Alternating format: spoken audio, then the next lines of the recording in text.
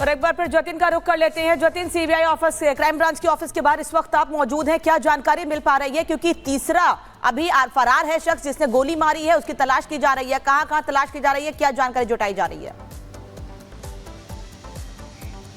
आज बिल्कुल देखिए, तीसरा जो शूटर है उसकी पहचान साफ तौर पर की जा चुकी है और 15 टीमें मुंबई पुलिस की बनी हुई है जो कि अलग अलग जगहों पर रेड कर रही है। दोनों शूटर से मेरे पीछे आप ये क्राइम ब्रांच का दफ्तर देख रहे हैं, यहाँ पर लगातार पूछताछ की जा रही है। उन पूछताछ के आधार पर ही क्राइम ब्रांच की टीम है वो अलग अलग जगहों पर रेड कर रही है। आपको बता दें कि पूछताछ में दोनों ही शूटर्स ये बताया कि कैसे उनको 50-50 हज़ार रुपये एडवांस के तौर पर दिए गए थे ताकि वो पिछले दिनों जिस तरीके से रैकी कर रहे थे तो उसके खर्चे के तौर पर वो पैसा जो है वो दिया गया था। हालांकि तीसरा शूटर क्राइम ब्रांच के लिए इसलिए भी बहुत महत्वपूर्ण है क्योंकि उसकी गिरफ्तारी के बाद कौन हैंडलर था, क्योंकि ये भी इनिशियल जानकारी मिल रही है कि 3 लोग नहीं बल्कि 4 लोग थे। चौथा शख्स वो था जो फोन पर लगातार इन तीनों शूटर्स को डायरेक्शन दे रहा था। तो जब तीसरे शूटर की गिरफ्तारी होगी तो उसके बाद चौथा जो कि इस पूरे एक तरीके से इस पूरी वारदात को अंजाम देने में जिसका माइंड था, जो डायरेक्शन दे रहा था, उस तक भी अभी क्राइम ब्रांच को पहुंचना बाकी है। यही वजह है कि लगातार जो सीनियर ऑफिसर्स हैं मुंबई क्राइम ब्रांच के, वो दोनों ही शूटर से पूछताछ कर रहे हैं और जो भी इनिशियल वो जानकारी मिल रही है उसको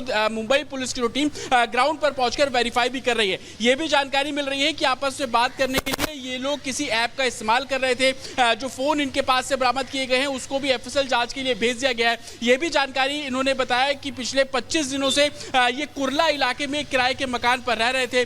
तो मुंबई क्राइम ब्रांच की टीम भी वहां पर पहुंची है। उस घर की तलाशी जो है वो ली जा रही है ताकि जो सबूत है उसको पूरे तरीके से जुटाया जा सके, क्योंकि जिस तरीके से लगातार खुलासे हो रहे, कल 9:30 बजे इंसिडेंट हुआ, उसके बाद गिरफ्तारी की गई और गिरफ्तारी के बाद ही लगातार क्राइम ब्रांच को जब ये मामला सौंप दिया गया था तो पूछताछ का दौर बिल्कुल देखिए, कई सवाल हैं जतिन, और इन्हीं तक पहुंचने के लिए जांच एजेंसियां जो हैं वो पूरी तरीके से अभी तैयारियां भी कर रही हैं। साथ ही साथ यही कोशिश भी जारी है कि जल्द से जल्द सच्चाई तक पहुंचा जाए। ठीक है, बने रहिए। इसी बीच बड़ी खबर सामने आ रही है, इसका रुख कर लेते हैं। जेल में अब लॉरेंस बिश्नोई से पूछताछ संभव है। इस सूत्रों के हवाले से जानकारी सामने आ रही है। हत्यारों का लॉरेंस से कनेक्शन की आशंका, और साबरमती जेल में अभी लॉरेंस बिश्नोई जो है वो बंद है, उससे पूछताछ हो सकती है। ये बड़ी जानकारी निकलकर सामने आ रही है। प्रगति हमारे साथ बनी हुई है बाबा सिद्दीकी के घर के बाहर।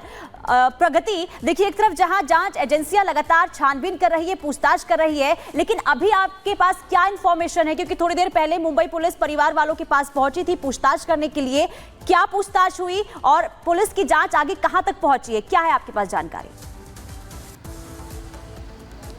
बिल्कुल पुनीता, लेकिन सबसे पहले मैं आपको बता दूं कि हमारी मौजूदगी इस समय मकबा हाइट्स के बाहर है। ये मकबा हाइट्स वही बिल्डिंग है जहां बाबा सिद्दीकी रहते हैं। उनके घर के बाहर रिपब्लिक भारत की टीम पहुंची हुई है और आपको तस्वीरें भी दिखा दें। आप देख सकते हैं बॉडीगार्ड्स की तैनाती है, सिक्योरिटी टाइट दिखाई दे रही है, फोर्स यहां पर तैनात की गई है। बताया ये भी जा रहा है, सूत्रों का दावा है कि अंदर भी टीमें हैं, अंदर जाने की बिल्कुल भी इजाजत नहीं है। इसके अलावा आपको जानकारी दे दें, सबसे पहले लीलावती अस्पताल लेकर जाया जाता है बाबा को, उसके बाद पोस्टमार्टम के लिए उनको कूपर अस्पताल शिफ्ट किया जाता है। बताया जा रहा है कि 7 बजे उनका शव यहीं पर लाया जाएगा मकबा हाइट्स में, जिसके बाद 7 बजे यहां पर नमाज पढ़ी जाएगी और फिर उसके बाद 8:30 बजे का वक्त बताया जा रहा है, क्योंकि यहाँ पर पास में सबसे बड़ा कब्रिस्तान है, वहां पर उन्हें सुपुर्दे खाक किया जाएगा। इस बीच कई राजनेता, ठीक है प्रगति, आप तस्वीरें दिखा रहे हैं, आप दोनों का बहुत बहुत शुक्रिया। लौटेंगे आपके पास और अपडेट्स के लिए। और बाबा सिद्दीकी की हत्या किसने की,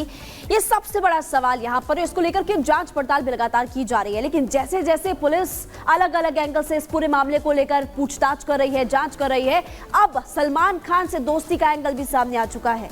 आखिर सलमान खान से दोस्ती की वजह से क्या हत्या बाबा सिद्दीकी की गई, ये सवाल खड़ा होता है। आप इस रिपोर्ट को देखिए।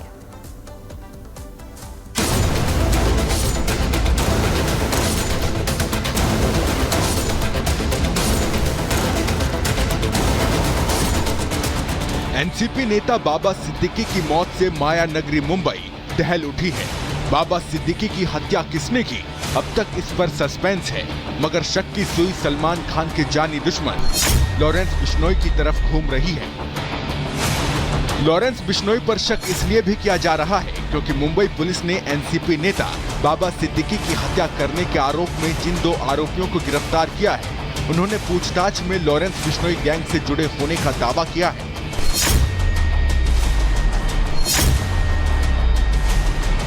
पुलिस सूत्रों के मुताबिक दोनों आरोपी करनैल सिंह और धर्मराज कश्यप ने पुलिस को बताया है कि वो 25 से 30 दिनों से बाबा सिद्दीकी की रेकी कर रहे थे।